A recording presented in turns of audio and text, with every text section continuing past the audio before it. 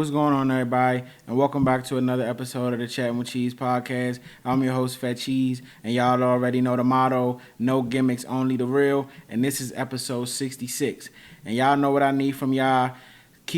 I need y'all to smash that subscribe button. We are on our way to 400 subscribers, and also I need y'all to like and share the content when it drops. And let's go ahead and get right into it. So I told y'all, for some reason, every time I shoot an episode, that is like, I don't know, there's like every single time some breaking news or something go on. So for all my football fans, y'all know today was officially the NFL trade deadline. And I'm going to go ahead and give y'all my raw, uncut reaction to the two biggest trades that we seen go down today. The first one was Saucegardner being traded for 2 first-round picks headed to the Indianapolis Colts, and also Quinnenwilliams from the Newyorkjets headed to the Dallas Cowboys for a second-round pick in the 2026 draft and a first-round pick in the 2027 draft. Also, I believe Mozzie Smith was sent over there as well.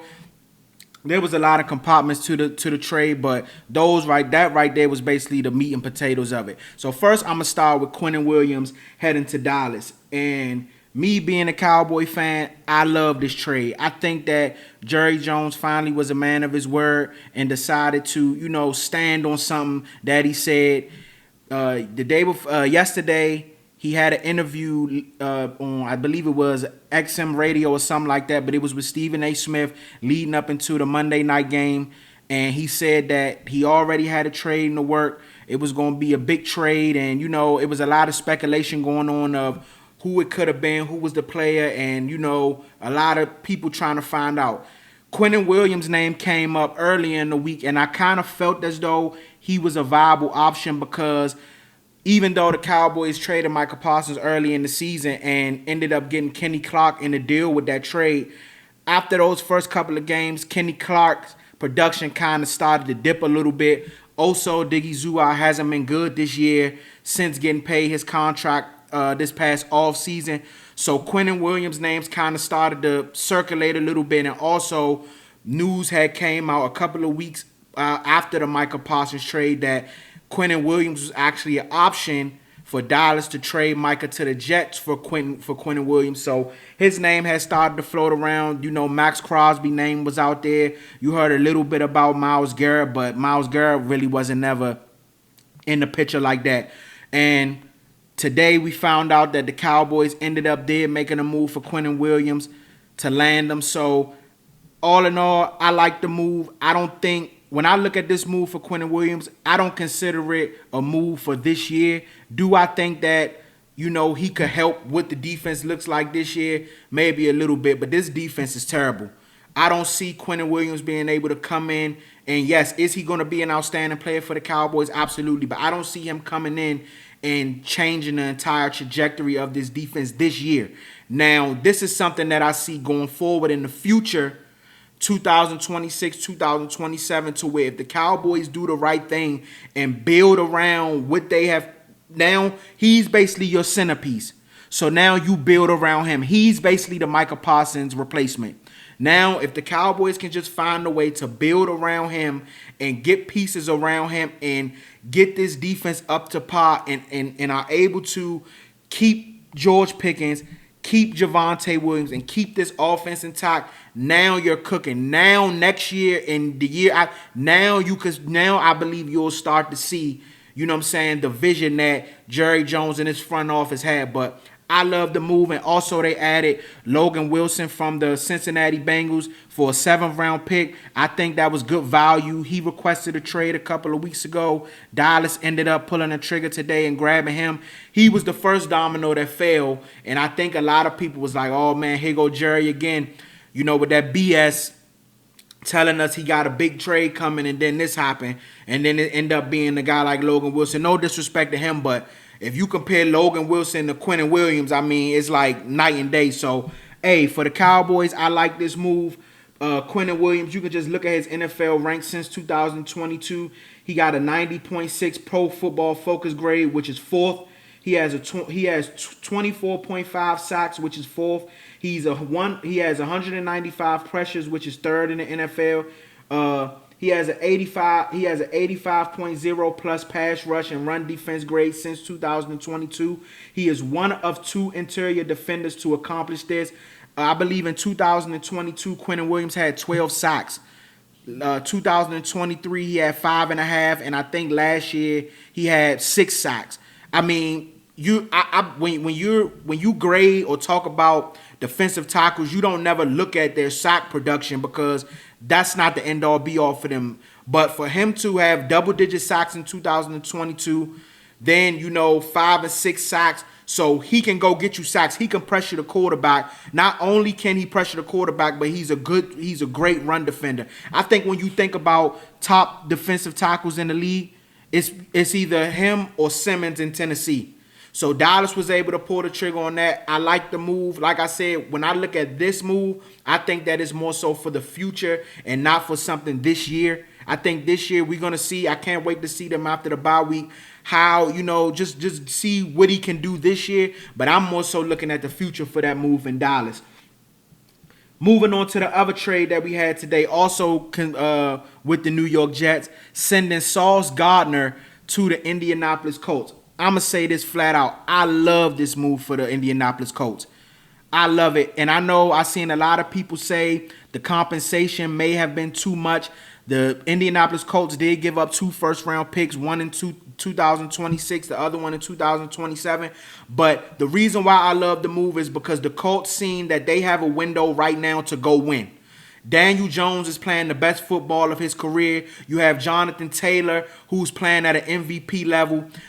They are looking very good, and this is what you're supposed to do. When you are a good organization, when you have the right people in the right positions in that front office, you go make moves that can best, fit your situation at that moment. Right now, the Indianapolis Colts are playing at a very high level. Even though they did just lose to the Pittsburgh Steelers this past weekend, they want to strike while the iron is hot, and they went out here and made a move for Saucegardner, and I love it, man. Saucegardner is one of the best corners in the league.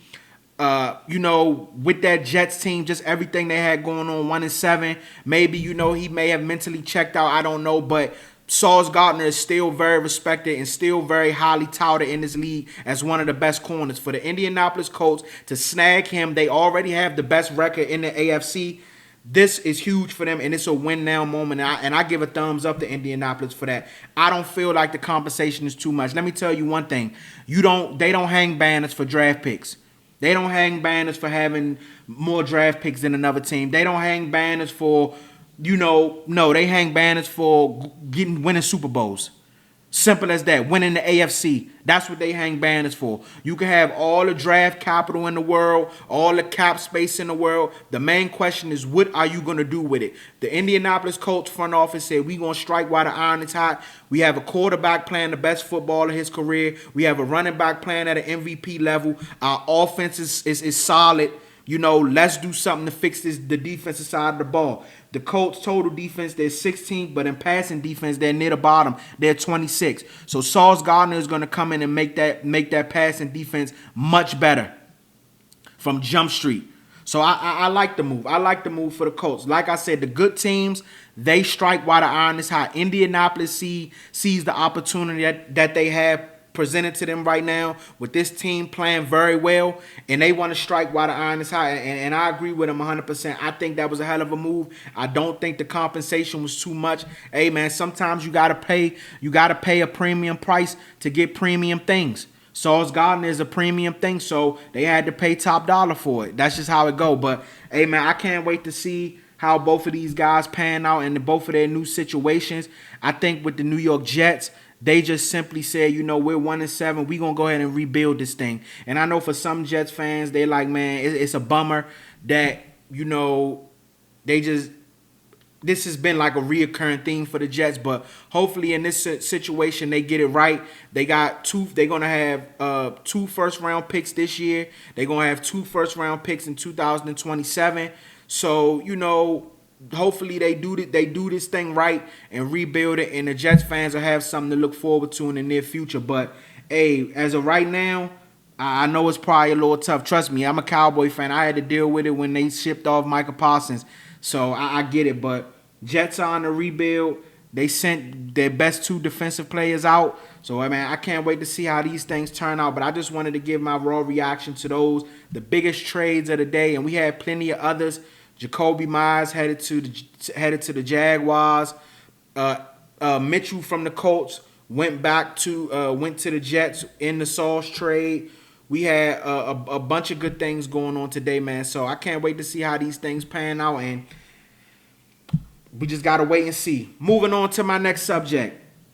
So we're gonna stick to football, and I want to talk about Sunday night's game here in Washington. Y'all know I like to top in with the home team just a little bit, don't make them feel like I'm leaving them out. But the topic that I wanted to discuss was an unfortunate situation late in the fourth quarter with superstar quarterback Jayden Daniels unfortunately hurting his elbow with a gruesome injury.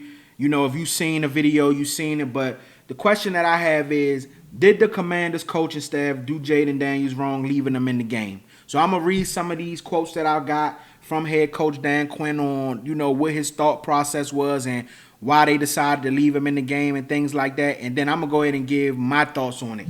So the Washington Commanders head coach Dan Quinn said there was no discussion in leaving quarterback Jayden Daniels in the game, a primetime blowout against the Seattle Seahawks in which Daniels suffered a gruesome left elbow injury. With the benefit of hindsight, Quinn said it could have played out differently. The hindsight, you don't want to think that way, where injury could take place, Quinn told reporters after the 38-14 loss. You're more conservative in that spot, running and handoffs and not have reads to go. Daniels had already missed 3 games due to injury, a knee alignment that kept him out week 3 and 4, a more recent hamstring injury that caused him to miss the Commanders game 6 days prior against the Kansas City Chiefs. Halfway through the fourth quarter and the Commanders trailing 38-7, Daniels took a shotgun snap from the Seahawks 2-yard line. Seahawks linebacker Drake Thomas wrapped him up and flung the quarterback listed at a generous 210 pounds. Daniels' left arm landed awkwardly and bent in a way that no arm should. Asked if they handle Daniels differently in the future, Quinn mostly demurred. It's really important we get that part right, he said, and we will. The play that resulted in the injury is a run-pass option, Quinn said, but not a designed run for the quarterback. If they ran that play 50 times, then 50 times it would be a handoff or a pass, Quinn predicted. Just the end result, I'm bummed, Quinn said. Dan Quinn comments on Monday, I've been thinking about it nonstop. I missed it.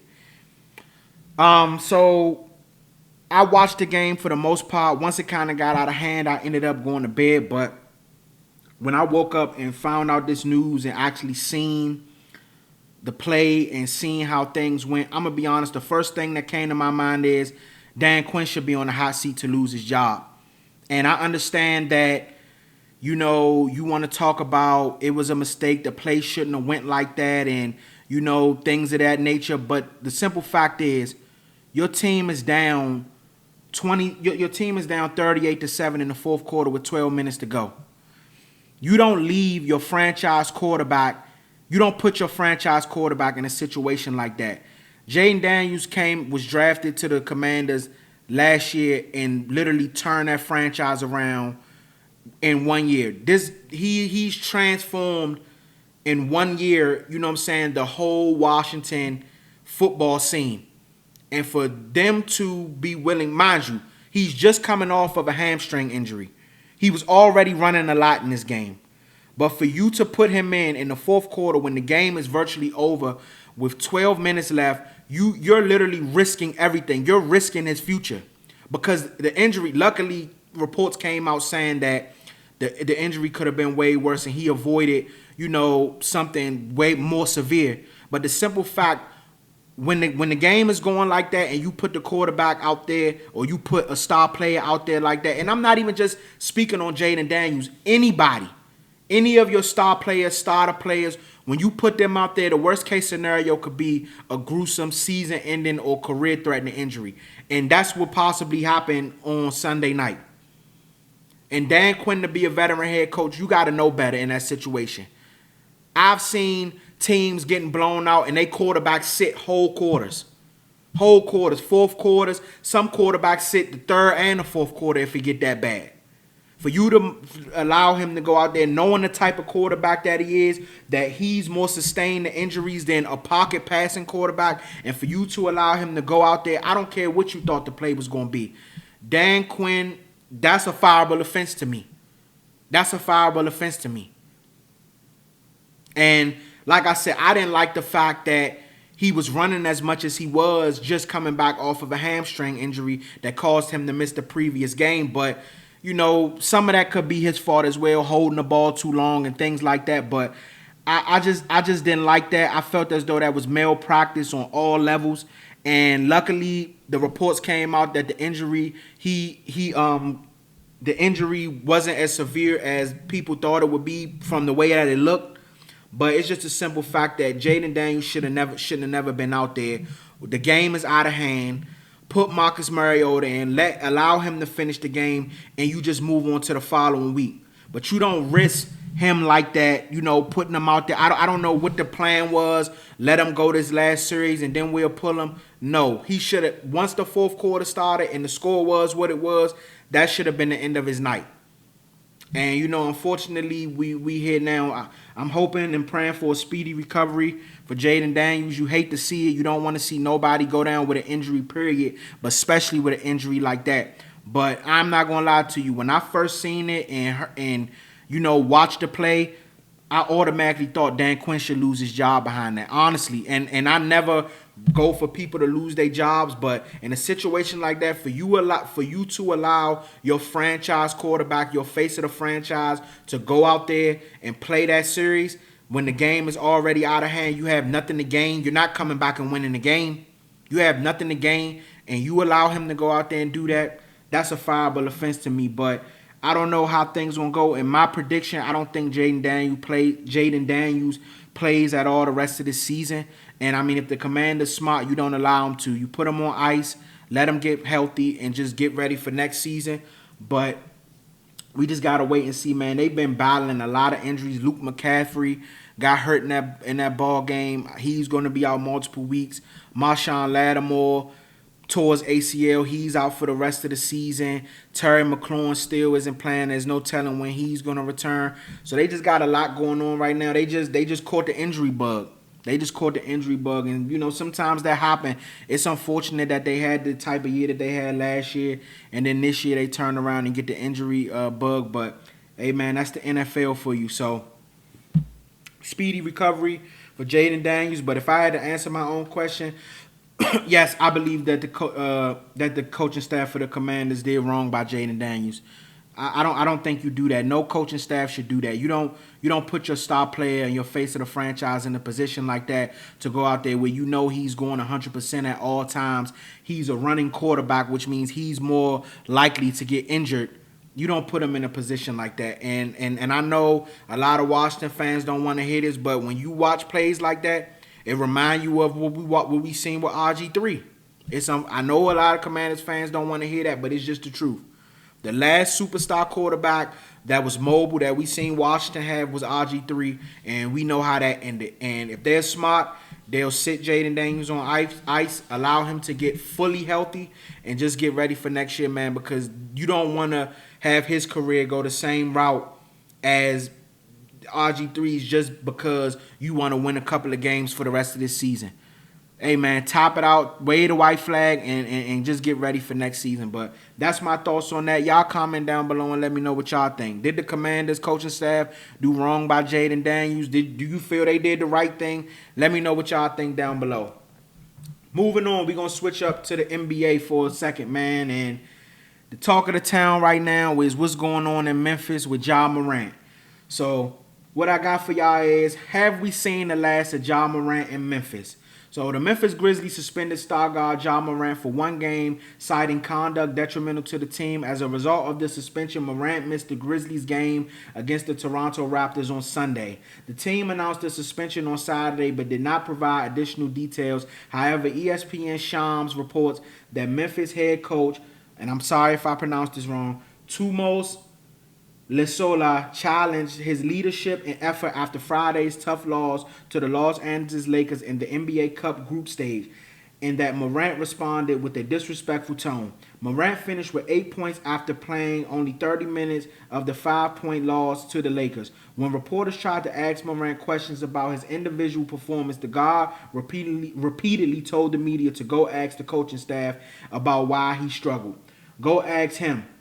They had a whole spiel in here, so Morant said. After another similar question about what could have been done differently, Morant added, according to them, probably don't play me. Honestly, that's what basically the message was, so it's cool. Lasola is in his first full season as a head coach and was brought in at the end of last year in part to optimize Morant's performance. However, the relationship between the two appears to have become strained by some of the same behavior that has caused Morant trouble in the past. Morant is only 2 years removed from his 25-game suspension for multiple incidents. I'm not going to say what it's for. If you know, you know. The issues returned last season as Morant was fined $75,000 by the NBA for a finger gun gesture, and he debuted a grenade celebration a week later. So I'm going to stop right there, then I'm going to read this other part. But my thoughts on that, I believe that Jamorant's time in Memphis is coming to an end. I think it's right there on the tea leaves. The writing is on the wall. Jamorant seems to be unhappy there. I don't believe that the organization or the coaching staff is happy with Ja. And it gets to a certain point where there's a tolerance. Your talent, they'll deal with you up to a certain point just because you're tolerant. Just because of your talent. But when it comes to that, eventually, sometimes enough becomes enough. And for us fans, we see what Jamorant is on the court. When Jamorant is on the court, he's one of the most electrifying players in the NBA, if not the most electrifying. We know Jamorant could, what he does when he's out there. I'm sorry, I'm tongue twisted. We know what Jamorant does when he's out there. The explosive dunks, he like to do his thing. Jamorant is a superstar in this league. I wouldn't give him superstar. Jamorant is an all-star in this league. He's a star. Let's just put it like that. But it comes a point in time where we don't know what this coaching staff is dealing with behind the scenes. You already had the situations last year that caused him to get suspended. He's getting fined left and right. And then, just leading into this year, I believe for them to give Jamorant a 1-game suspension, there had to be something leading up to this or some way it got to this point. I don't think just him, those comments, all he said was just go ask the coaching staff. I don't believe that those comments just automatically say, you know what, we going to suspend him for 1 game. I believe that this is something that has been slowly building, and finally they just said enough is enough. They're not willing to tolerate it anymore, and they suspended him for a game. And I believe that Jamorant will be traded this year. I don't think that this is something that's going to go into the offseason. And then Jamorant came back yesterday. They had him at the locker. They asked him questions about his joy for the game, and he flat out said no. He doesn't have a joy for the game right now. Jamorant is not happy in Memphis. And I believe that the Memphis staff and probably front office aren't happy with Ja, and they probably would be willing to get up off of him. A lot of the coach that Ja was with is now gone. A lot of the players that Ja was playing with are now gone. So he probably just not happy there. And honestly, I believe that the team has been handed over to Jaren Jackson Jr. Honestly, I believe that this is his team. So I don't think that they will really mind losing Ja because they were without Ja for a chunk of the season last year. So I don't think they will really mind giving up Ja. Now the question is, what team would be willing to get Ja and what compensation will have to be given up for Ja? I've seen reports about the Rockets. Now, for the Rockets, it depends on who you will have to give up. If you have to give up Fred VanVleet and maybe somebody else and a couple of picks for him, fine. I'm not giving up Amen Thompson for Jamorant. That's just me personally, though. I think Amen Thompson, his ceiling is super high. I like what he can give you on the defensive end. And I just think the chemistry what they doing with that Rockets team, I wouldn't give up Amen Thompson for Ja, but that's just me. You have Atlanta Hawks with Trae Young, maybe. You know the Lakers going to be thrown in there. I seen reports about maybe Boston. Could he go to the Pelicans maybe with Zion? That's a dumpster fire over there. I don't know if Ja would want to go there, but that's going to be the question. But I definitely think that this thing is we leading towards a split between these two, Jamorant and the Memphis Grizzlies. We just got to see how these things headed. But like I said, a team is only going to tolerate but so much. Sometimes their tolerance, them having to deal with you behind the scenes, it outweighs what you can give them on the court. And we know what Ja is. Ja this year so far is averaging 20.8 points per game, 3.3 rebounds, and 6 or 7 assists. But for whatever team that ends up trading for him, Morant has missed 177 games in his 7-year career and played more than 63 games in a season just once, his rookie year. When he missed a handful of games to injury, he has missed time in 3 of his 4 playoff appearances, all but one, which ended in the first round. Also, Morant's contract situation. He is owed $42 million next season and $45 million for the 2027-28 campaign, about 25% of the salary cap going forward, or a fairly affordable figure. He is eligible for a massive contract extension at season's end when it is unclear if the Grizzlies will offer him one, and has been since June. I don't believe they offer him a max contract because, I mean, it's already kind of hard to trust you right now. So just imagine if we give you a max deal. I don't see Memphis doing it, and I don't think Ja wants Memphis to do it. I don't think Ja wants to be in Memphis any longer. I'm not going to keep dragging this out. I've said it. Have we seen the last of Ja Morant in Memphis? If I had to give my opinion, I would say absolutely. I would say we are basically about to close the chapter on Ja Morant's last in Memphis. I don't see this. Now they suspended him, so now there's bad blood clearly in the water. The way that Ja has been answering questions from the media, you can clearly see that we are headed for a split with Ja Morant and the Memphis Grizzlies. So we just got to see how this thing play out. But I can't wait to see what teams trade for him. I would love to see Houston get him, but I'm not trading Amen Thompson for him. And, you know, because, like I said, we don't know the things behind the scenes. And we seen the suspension last year. You know, it's a lot that come with it. So, y'all comment down below and let me know what y'all think. Have we seen the last of Ja in Memphis? Where could you see Ja going? I want to get y'all opinion on that. I already gave y'all mine. And let me go ahead and pull this up. Y'all know I got to give y'all my predictions for this upcoming week in the NFL, and then we're going to go ahead and get out of here, man. You know, I ain't going to hold y'all up long. I ain't going to hold y'all up long, man. All right, here we go right here. So, this is week 10 schedule. We're going to start out with Thursday night football. You got the Las Vegas Raiders on the road going to face the Denver Broncos. I'm gonna go with the Denver Broncos. The Denver Broncos have the best defense in football. I think the Denver Broncos win this game comfortably. Next up, we have a 9:30 game on Sunday. You got the Atlanta Falcons going up against the Indianapolis Colts. Hey, I just talked about the Indianapolis Colts acquiring Saucegardner earlier today. I'm assuming that's when he'll make his debut. I'm gonna go with the Colts in that one. The Colts bounce back from that Pittsburgh loss. They get their face back, and they continue to have the best record in the AFC. Moving on, you got the Cleveland Browns versus the Newyorkjets. Dumpster fire game. I'm going to go with the Cleveland Browns in this one. I think the Jets are in rebuild mode. They trading all their best pieces, so they basically showing you they trying to go get that franchise quarterback. The Jets going to end up with a top 2 pick in the NFL draft. Next up, you got the New Orleans Saints on the road going to face the Carolina Panthers. I'm going to go with the Carolina Panthers in that one. Riding high, coming off a big win up there in Lambeau, beating the Green Bay Packers. I think they continue. I think the Carolina Panthers win that ball game. Next up, this is going to be a good one. The New England Patriots on the road going to face the Tampa Bay Buccaneers coming off their bye week. This one right here, that's going to be a hell of a game. I ain't going to lie to you. Because we know how Baker has been playing. We know how Abuki has been playing. They not going to have Mike Evans. I don't know the situation of Chris Godwin.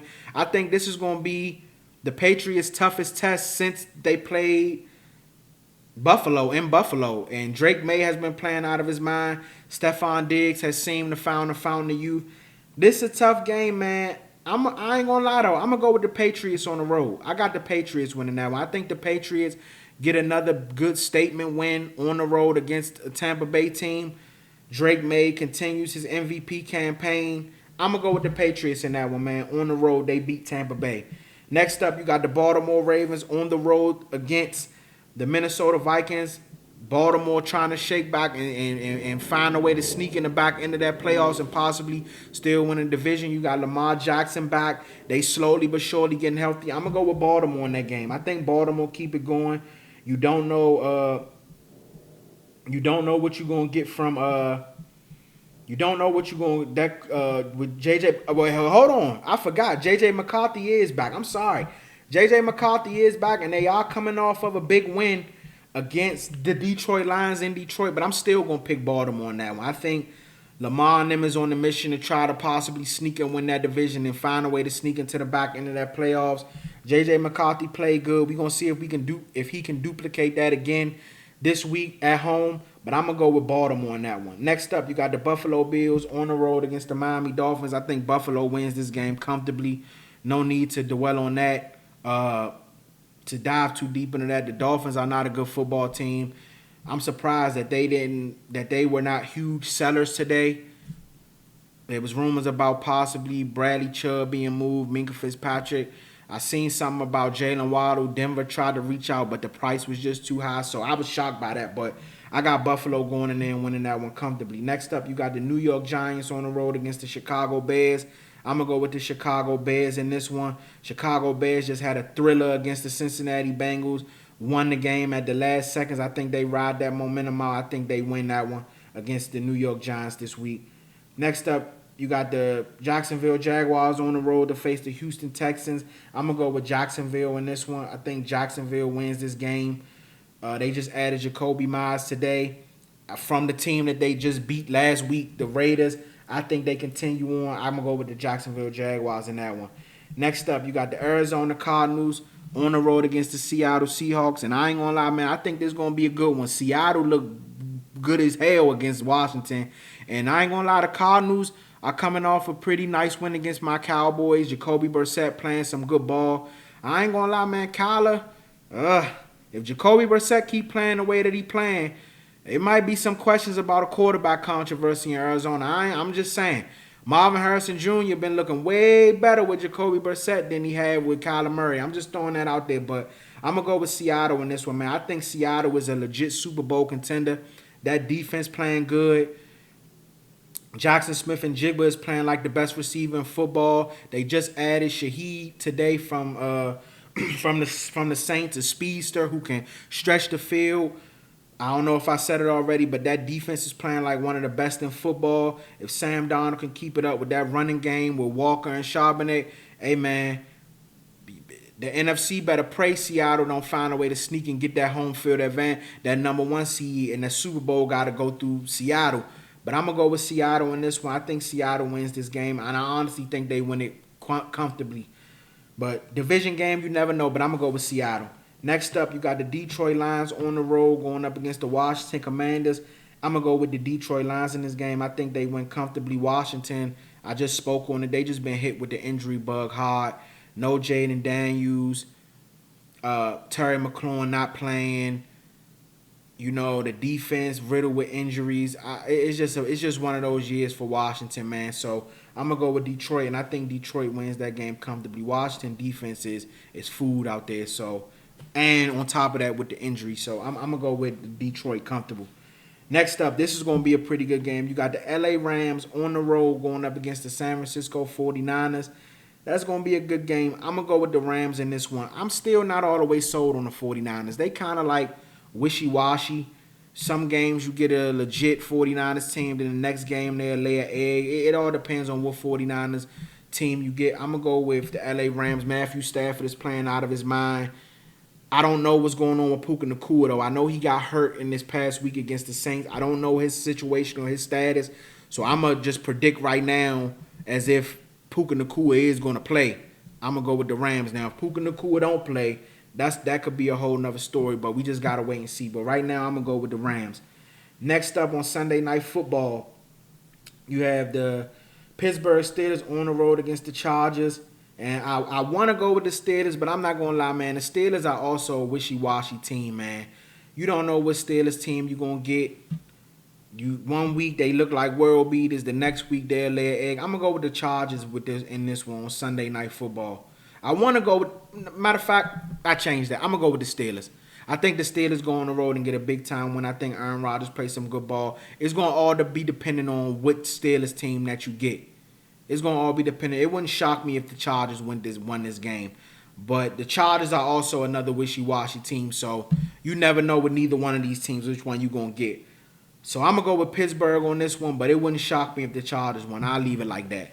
And last but not least, you got the Philadelphia Eagles on the road Monday night against the Green Bay Packers. I'm going to go Green Bay in this game. I think Green Bay get their face back. I think Jordan Love has a better game. I think Micah Parsons in that defense. Even though they lost this past week, they did hold Carolina to only 16 points. So if the offense would have just played better, they could have easily won that game as well, too. I think they get their face back this week. Philly coming off a bye week. I think they find a way to slow down Saquon Barkley, force Jalen Hurts to throw the football, and we'll see how things turn out. But I'm going to go with Green Bay Packers in that one, man, to win that game on Monday night. And that's going to wrap it up, man, for episode 66. I appreciate y'all for locking in and tapping in with me each and every week. Like I said before, y'all know what I need from y'all. Smash that subscribe button. We are on our way to 400 subscribers. Also, like and share the content when it drops. Y'all know where to find me each and every week at the desk. We talking sports. NBA is back in full effect. NFL rocking and rolling, man. So, and before I leave, I was supposed to say this at the beginning of the video, but it slipped my mind. Before I leave, I want to say congratulations to the LA Dodgers on winning the World Series, back-to-back champs. Hey, I ain't gonna lie to you. I be trying to get into baseball and I be trying to tune in. I ain't gonna lie. Sometimes I watch a game and the game end up watching me. But I must say that Game 7 was one of the best baseball games I've witnessed in probably my life. I'm going to keep it all the way 100. That was a hell of a game. That game was back and forth, and the Dodgers found a way to come back and pull it out, man, and become back-to-back champs. I know in L.A. they take the Dodgers real serious, so I know they happy about that one. But shout out to the L.A. Dodgers, man, World Series champs. I couldn't forget to give y'all a shout out. I was supposed to say it at the beginning of the video, and I just so happened to end up be rambling in it, and I remember. So shout out to the Dodgers, man. And hey, I appreciate y'all. I see y'all next time.